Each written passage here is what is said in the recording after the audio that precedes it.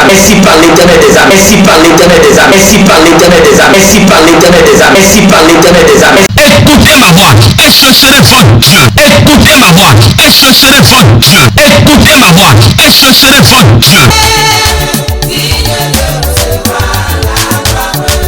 Replisez hier devant la mer rouge, la puissance du Seigneur sépare la mer. Alors ce matin nous parlons sur la délivrance. La délivrance. Le chapitre 11 de ce programme. La délivrance. Lisons Matthieu chapitre 9 verset 1 à 8. Jésus était monté dans une barque, traversa la mer et alla dans une ville. Alla dans une ville. Et voici, on lui amena un paralytique couché sur un lit. Jésus, voyant leur foi, dit au paralytique, prends courage, mon enfant, tes péchés te sont pardonnés. Quelqu'un a dit waouh. Donc ce qui veut dire que cette maladie vient du péché. Sur quoi quelques scribes disent au-dedans d'eux, cet homme blasphème. Et Jésus connaissait leurs pensées, dit, pourquoi avez-vous de mauvaises pensées dans vos cœurs? Car lequel est le plus aisé de dire tes péchés sont pardonnés ou de dire lève-toi et marche?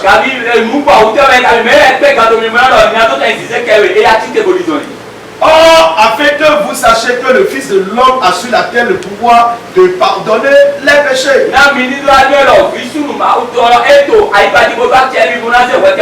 Lève-toi, dit-il au paralytique, prends ton lit et va dans ta maison. Alléluia. Amen. Et il se leva et s'en alla dans sa maison. Waouh. Quand la foule vit cela, elle fut saisie de crainte et elle glorifia Dieu qui a donné aux hommes un tel pouvoir. Alléluia. Alors qui a donné le pouvoir? C'est Dieu. C'est Dieu. Donc la Bible l'a certifié. La foule a commencé par bénir le nom de Dieu. La foule a été saisie par la crainte. Ils ont commencé par célébrer le Dieu suprême qui a déposé cette grâce de délivrance dans la vie des hommes. Alléluia. Chers et sœurs en Christ, nous commençons 11e semaine dans ce programme. Alléluia. Et dans cette semaine-ci, nous allons avoir beaucoup de délivrance. Beaucoup de délivrance. Et nous allons comprendre beaucoup de choses sur la délivrance. Alléluia. Amen. La Bible dit que Jésus, on lui a amené un homme paralytique. Alléluia. Pourquoi c'est vers Jésus qu'on a amené cet homme? Pourquoi on ne doit pas l'amener ailleurs? Alléluia. Amen. La Bible dit que c'est un homme paralytique couché sur un lit. Tel que nous voyons dans la vie de cet homme de Dieu, pour nous qui ont les chaînes religieuses chez nous à la maison, et nous voyons qu'on apporte certaines personnes couchées sur le lit, et les hommes de Dieu les imposent les mains, et ces personnes se lèvent et ils marchent eux-mêmes et ils rentrent dans leur maison. Alléluia. Amen. La Bible dit que tellement comme ça, ils ont amené un monsieur. Alléluia. Amen. On l'a amené vers Jésus. Et Jésus lui a dit, prends courage. Mon enfant, tes péchés te sont pardonnés. Alléluia. Amen. Tes péchés te sont pardonnés. Mes chers dans la foi, écoutez-moi très bien. Si Jésus a dit ça à cet homme paralytique, donc ce qui veut dire que le péché dans sa vie avait bloqué la délivrance de ce dernier. Alléluia. Amen. Pourquoi la personne est paralysée? Il est paralysé. Et il a couché sur un lit. Maintenant on l'amène à Jésus. Maintenant Jésus ne lui a pas imposé la main. Jésus n'a pas commencé par imposer les pieds. Il n'a pas commencé par imposer les fesses. Il n'a pas commencé par crier fire. Et Jésus a dit, hey, tes péchés te sont pardonnés. Et la Bible dit que juste Jésus a dit ça. Les gens ont été troublés. Alléluia. Jésus dit, prends courage. Mon enfant, tes péchés te sont pardonnés. Prends courage. Écoutez-moi très bien. Si vous êtes attaqué par les esprits démoniaques et que vous n'avez pas de courage, écoutez-moi très bien. Vous ne pouvez pas prendre votre délivrance. Pourquoi je dis ça? Une chose est d'être sûr qu'on a été attaqué d'abord. Alléluia. Il faut que tu sois sûr que tu as été attaqué d'abord. J'espère qu'aujourd'hui, à l'école du dimanche, nous avons écouté par le biais de l'enseignement de comment nettoyer la malédiction. Si la malédiction attaque quelqu'un, la vie de la personne commence par se détruire.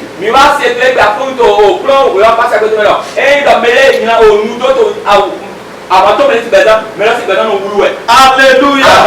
Dis Amen. Jésus lui a dit, prends courage. Prends courage. Alléluia. La première chose que j'apprécie dans la vie de cet homme paralytique là, il savait qu'il a été attaqué. Et il cherchait la délivrance. Il travaillait pour sa délivrance. Bien aimé, si ça ne va pas, nous devons constater que ça ne va pas. Si nous sommes attaqués, nous devons constater que nous sommes attaqués. Permettez-moi de vous donner un médicament éternellement. Celui qui a été attaqué, et il a su qu'il a été attaqué, il sera délivré. Je te dis la vérité. Je le dis encore. Celui qui a été attaqué, et il connaît qu'il a été attaqué, ce dernier sera délivré. Pourquoi? Parce que nous avons écouté ici sur le cœur brisé. Alléluia. Et nous avons écouté ici que Dieu lit le cœur. Alléluia. Et cet homme paralytique, Jésus a lu son cœur. Et Jésus a vu que c'est quelqu'un qui cherchait de la délivrance pour t'écouter. Il voudrait être délivré. Il voudrait se débarrasser de cette ordre maléfique. Il voulait avoir la liberté de ces chaînes maléfiques. Il voudrait que quelqu'un n'ait qu'à prier pour lui. C'est pourquoi il a accepté. Malgré qu'il ne pouvait pas marcher, il a déposé la honte. Et il a dit que malgré que je suis couché sur le lit, prenez-moi avec le lit comme ça. Amenez-moi devant Jésus. Il n'a qu'à me regarder. Il n'a qu'à me voir. Il n'a qu'à me délivrer. Il n'a qu'à regarder ma situation. Donc ce dernier a déposé la honte. Alléluia. Il a déposé l'humiliation. C'est pourquoi Jésus lui a dit, il a dit, homme, prends courage. Alléluia. Amen. Jésus a dit, homme, prends courage. Prends courage. Alléluia. Amen. Dans ce mot prends courage, il y a aussi autre chose que nous pouvons garder rapidement. C'est quoi? Comment vous avez été délivré du pouvoir démoniaque? Vous devez prendre courage. Comment? En se levant maintenant contre cet esprit-là, pour qu'il ne revienne plus dans votre vie, pour qu'il ne vous attaque plus, il faut avoir le courage. Si vous n'avez pas le courage, vous ne pouvez pas aller loin. Que Dieu nous bénisse. Quelqu'un n'a qu'à dire Amen. Alléluia. Alors ce matin, j'ai quelques questions que je vais nous poser ce matin. Alléluia. Ma première question est, le diable et les démons existent-ils? C'est une question. Est-ce que le diable existe? Il existe. Il habite où? Il habite où, mes chers? Il habite où? Oui. Le diable habite dans l'homme. Le diable habite dans l'homme. Et la Satan est gâteau, mais dit. Les démons aussi habitent dans l'homme. Ça là, ça fait peur. Attendez. Le diable habite dans l'homme. Donc ce qui veut dire que l'homme est plus fort que le diable alors. Hein? Oui. Sinon, comment l'homme est debout comme ça et le diable est entré en lui? Amen. Le pasteur a dit que le diable entre dans l'homme et aussi les démons dans l'homme. Si c'est comme ça, donc ce qui veut dire que si l'être humain est debout comme ça et il veut parler, on doit écouter la voix du diable dans sa bouche. C'est ça? Alléluia. Non, ce n'est pas ça. Ok, d'accord. Alors comment peut-on constater que le diable a saisi quelqu'un? Comment peut-on constater que les démons ont saisi quelqu'un? Oui, frère. On peut le constater par les comportements, les manières de la personne. Par les comportements menés de chaque dernier. Ah, qui encore? Par les comportements menés de chaque dernier. Alléluia. Il y a une chose que nous devons comprendre ce matin. Le diable est esprit. Les démons sont des esprits. Et ce qu'il veut incarner, ce n'est pas les arbres, c'est les êtres humains. Ayez cela dans vos têtes aujourd'hui. Quand on fuit le diable, celui qui est en train de fuir le diable, il faut qu'il connaisse l'être humain d'abord. Alléluia. Amen. Je le dis, celui qui est en train de fuir le diable, il faut qu'il connaisse l'être humain. Deuxième chose, celui qui est en train de combattre le diable, il doit connaître que le diable incarne un être humain. Comment peut-on constater que le diable est enseveli? Le diable est un esprit.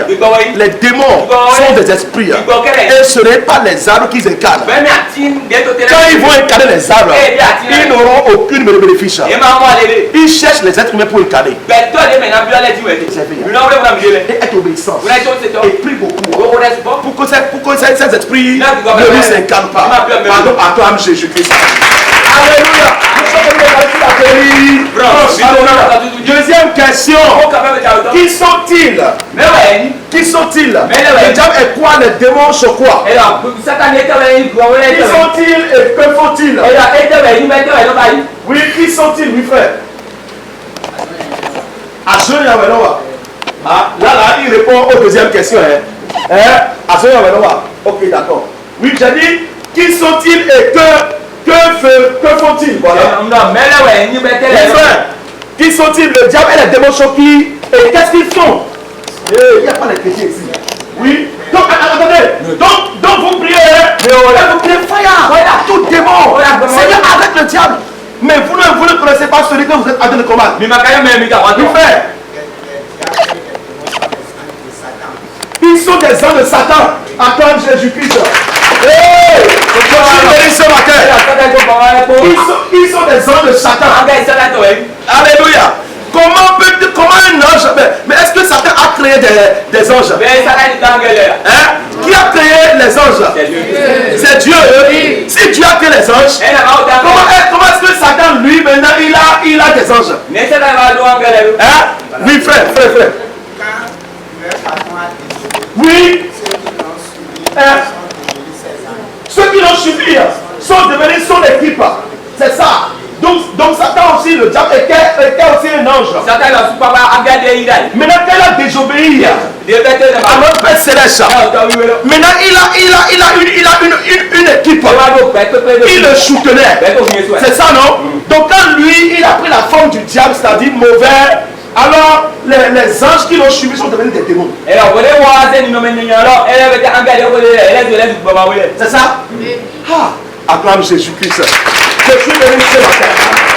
Alléluia. Amen. Donc si nous prenons le livre de Genèse chapitre 6, là où la Bible dit que les fils de Dieu sont allés prendre pour femmes les filles de l'homme. Oui. On parle des saints de Dieu qui sont allés se marier avec les filles démoniaques. Alléluia. Amen. Maintenant, que font-ils maintenant?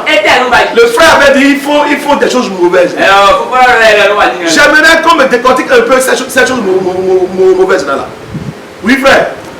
Le diable et ses démons, ce sont des ces hommes démoniaques qui ne veulent pas voir les enfants de Dieu rentrer dans leur gloire, dans leur destinée.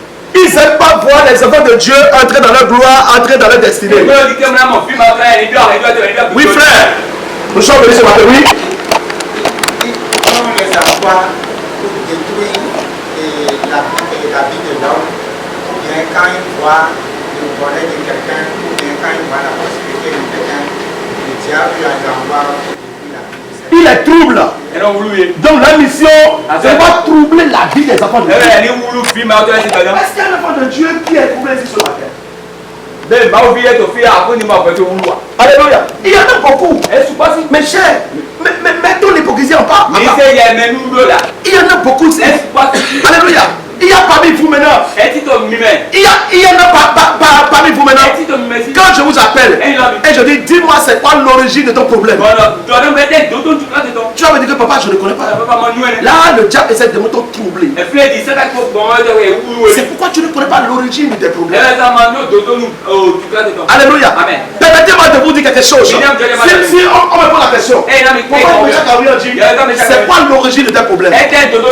Facilement je vais le dire. Je dis quoi? Facilement, je vais le dire. Tu es là. Faut pas que cela t'étonne. Facilement, je vais le dire. Je vais dire que le problème que j'ai, ça vient d'ici, d'ici. Et je sais que il y a telle ouverture, telle ouverture. Quand cela sera fermé, ces problèmes vont partir. Et je serai délivré totalement. Donc, le frère, ce que le frère a dit, il a dit que les enfants de Dieu qui ont la gloire, les enfants de Dieu que Dieu envoie sur la terre, qui possèdent en eux la gloire de Dieu, le diable et ses démons les attaquent pour les troubler.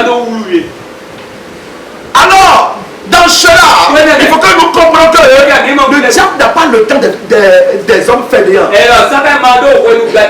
Si tu n'as pas de gloire avec toi, le diable n'a pas ton temps. Je l'ai guetté, j'ai vu que c'est un affairiste. Je l'ai guetté. Et j'ai vu que c'est un affairiste. C'est quelqu'un qui fait de calcul. Comment? Écoutez-moi très bien. La Bible dit, touche au péché. Il est privé de la gloire de Dieu. Parce qu'il a péché. Il est privé de la gloire de Dieu. La gloire n'est plus en lui. Puisque la gloire n'est plus en lui. Maintenant, il trouve maintenant ceux qui possèdent la gloire. Et vous êtes debout comme ça. Et ce qui vous arrive, c'est de pouvoir reconnaître votre Dieu facilement. On est troublé. On ne connaît pas d'où vient le problème. On prie. On chante, on lit la Bible, on fait de veille de prière, veille sur veille. Mais on ne connaît pas d'où vient le problème. Alléluia. Parce que ce que font le diable et les démons, c'est pour troubler la vie des enfants de Dieu. Parce que les enfants de Dieu possèdent en eux les projets de Dieu. Alléluia. Les enfants de Dieu ont en eux les grands projets de Dieu. En tant qu'enfant de Dieu, vous devez connaître la gloire que Dieu a déposée en vous. Si Jésus a dit à cet homme paralysé là que prends courage et que tes péchés te soient pardonnés. Donc je dis que cet homme a été paralysé par le biais du péché. C'est pas le péché que le démon ou le diable a mis la main sur cet homme. Alléluia. Amen. Bien aimé, mais ne dis plus jamais un jour. Je ne mange pas toutou. Oui, je ne cicatrise pas le corps. Je ne lave pas les poudres noires. Je n'ai rien à voir avec les sorciers. Je ne participe pas aux choses endogènes. C'est pourquoi moi là, non, ce n'est pas cette chose seule. Le péché seul peut donner l'opportunité au diable et ses démons de pouvoir te faire asseoir. Je te dis la vérité. Je dis le péché. Un simple péché. Le péché que nous considérons comme un petit péché. Cela peut créer des problèmes dans le spirituel. Alléluia. Amen. Que Dieu nous protège. Que Dieu nous aide. Qu'il nous sauve de la main de cet danger. Au nom de Jésus. Dis Amen. Alléluia. J'ai autre question. Amen. Quel est le pouvoir réel? Merci. Quel est le pouvoir réel? Oui, frère. Quel est le pouvoir réel? Oui. Le pouvoir réel, c'est la société. Oh! À part Jésus-Christ.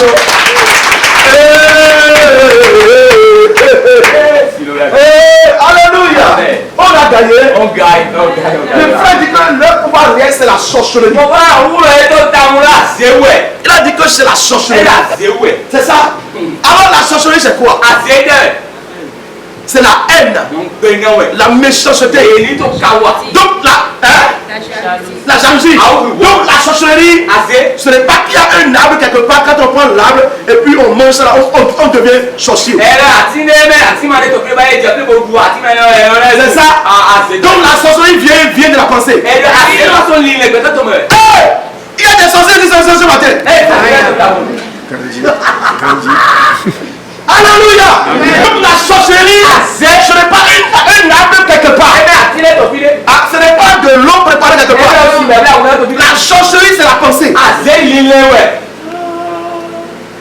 Ok, dis-moi, combien de fois l'esprit de la sorcellerie a pris par tes pensées? On ne peut pas compter. Plusieurs fois. Donc moi et toi, nous avons été des sorciers il y a longtemps. Dis Jésus sur moi. Alléluia. La sorcellerie, c'est la haine. C'est la méchanceté. C'est la jalousie. Hey! Cette église est bénie. Oh papa, je prie. Alléluia. Dis Amen. Vous voyez, pour que l'église soit stable, il faut qu'il y ait le discernement. Quand le discernement est là, tu peux t'en sortir facilement. Que Dieu t'ait dit Amen. Amen. Alors le diable et ses démons, ce qu'est leur pouvoir, c'est qu'ils prennent des actes de la sorcellerie, la méchanceté, et maintenant ils le plantent dans la vie de quelqu'un. Et ce dernier, là où il doit être gentil, il manifeste la colère, il manifeste la méchanceté. Écoutez votre Seigneur, il n'y a pas un petit sorcier. Nous, si tu vois un petit garçon et on te dit qu'il y a la sorcellerie en lui, en esprit c'est un vieux. En esprit c'est quoi? C'est un vieux. En esprit c'est une vieille. C'est pour te dire que quand on parle des yeux du diable et des démons là, ce n'est pas forcément les vieilles dans le physique. Non, le diable peut prendre un petit et s'installer dedans. Et le petit est à côté de toi. Mais toi tu ne sais pas. Les démons peuvent s'installer dans la vie des petits enfants. C'est pourquoi, écoutez-moi très bien, nous sommes en train de parler sur la délivrance. Vous pouvez délivrer votre foyer. Quand vous vous levez le matin et que vous êtes un foyer, s'il vous plaît, donnez-vous la mère, mari et femme, chaque matin quand vous vous réveillez, avant de pouvoir sortir dehors. Alléluia. Nous sommes en train de parler sur la délivrance. Tenez-vous la main par la main. Mettez-vous à genoux maintenant dans votre chambre. Et puis la prière. Que l'homme n'a qu'à donner des délégués de prière concernant les problèmes du foyer. Et que la femme aussi n'a qu'à donner des délégués de prière concernant les problèmes du foyer. Priez puissamment.